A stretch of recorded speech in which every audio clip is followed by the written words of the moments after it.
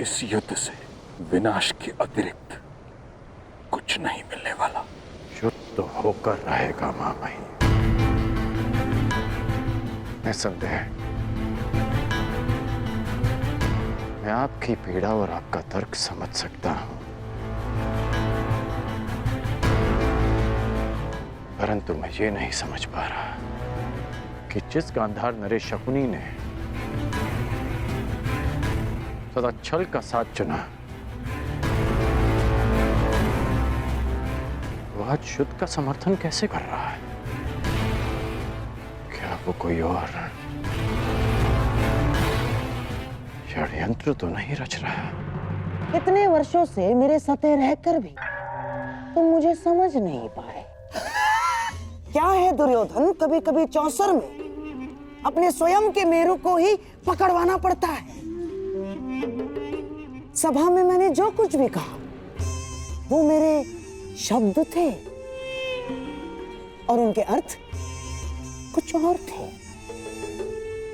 जैसे हाथी के दांत खाने के कुछ और दिखाने के कुछ और। हम पांडवों को अज्ञातवास में ही पकड़ लेंगे ताकि युद्ध की नौबत ही ना आए। तो फिर जब पिताश्री आदेश दे रहे थे, आपने उसका विरोध क्यों किया?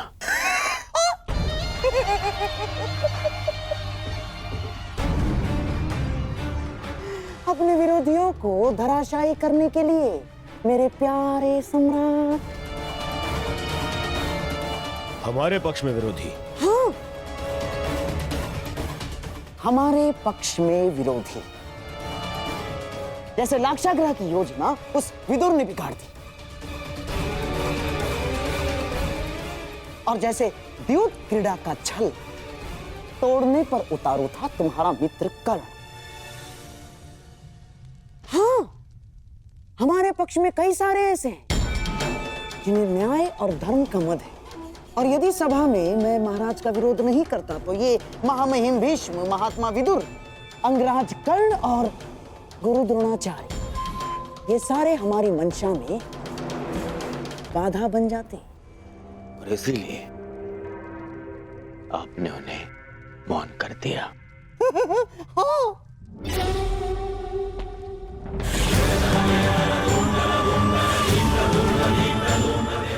परंतु इन पांडवों का क्या?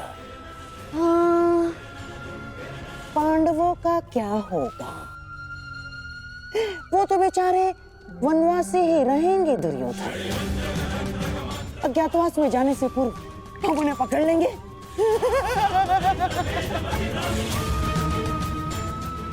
जिस युद्ध के लिए अर्जुन दिव्यास्त्र ला रहा है वो कभी होगा ही नहीं।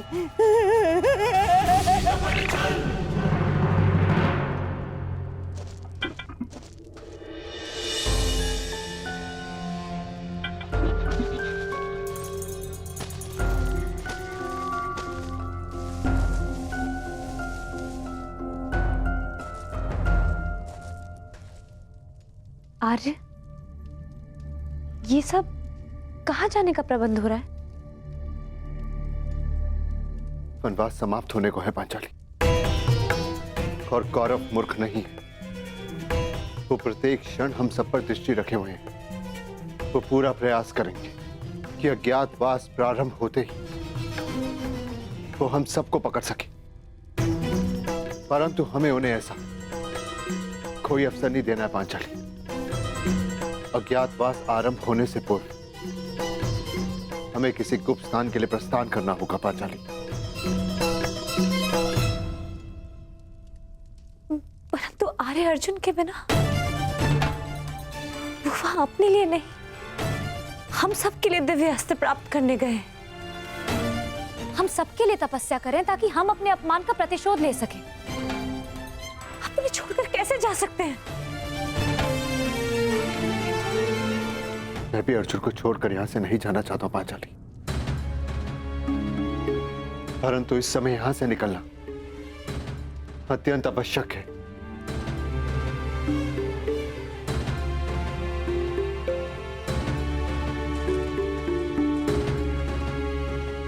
यदि ऐसा है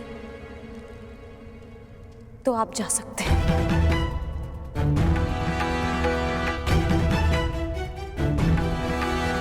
परंतु मैं आर्य अर्जुन के बिना यहां से नहीं जाऊंगी।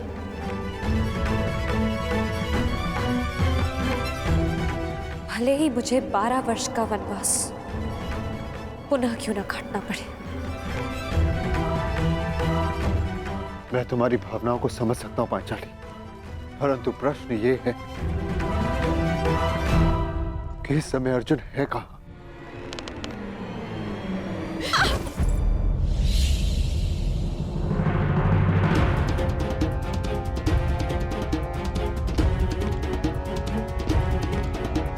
देवी, देवी, देवी उर्वशी, आंखें खोलिए, आंखें खोलिए देवी।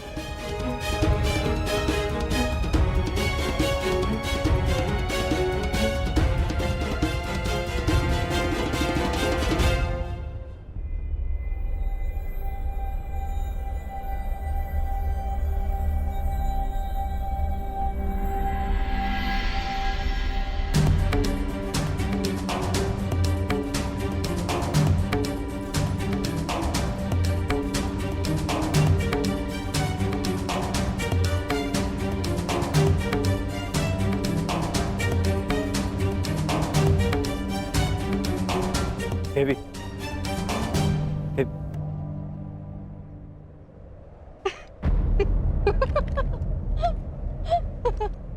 आप हंस क्यों रहे हैं? एक ब्रह्मचारी का ब्रह्मचर्य टूटते देखा तो अपना हाथ से रोक ही नहीं पाए। बस एक स्त्री को छूकर तुम्हारा ब्रह्मचर्य व्रत तो टूट गया वीर।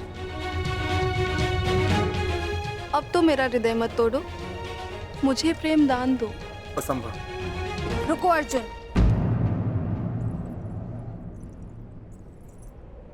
दिव्यास्त्र पाने आए थे, वो तो तुम्हें मिल गया। अब यदि साथ में मेरा प्रेम भी मिल रहा है तो उसे छोड़ने की मूर्खता क्यों?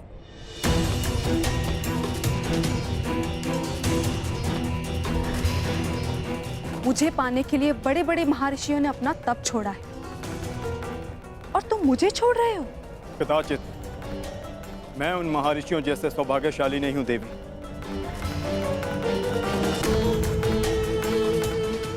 मुझे केवल महायुद्ध की रणभेरी सुनाई देती है।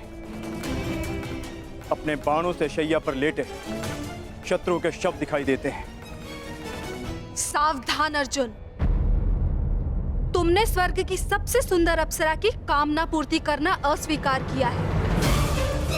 मैं तुम्हें श्राप देती हूं अर्जुन कि तुम इसी क्षण जीवन भर के लिए नपुंसक हो जाओगे।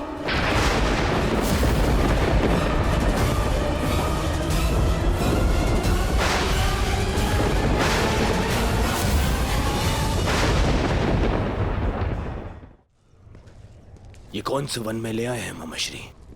यहाँ ना कोई व्यक्ति है, ना कोई मार्ग है। ऐसे ही मार्गों से जीवन का प्रकाश मिलता है दुर्योधन। मैं तुम्हें ऐसी जगह लाया हूँ जहाँ तुम्हें पांडवों के त्राण का मार्ग मिलेगा। यहाँ वन में कहाँ त्राण मिलेगा मामाश्री? बोलते बहुत हो दुर्योधन, शांत रहो और देखते जाओ। चलिए आओ।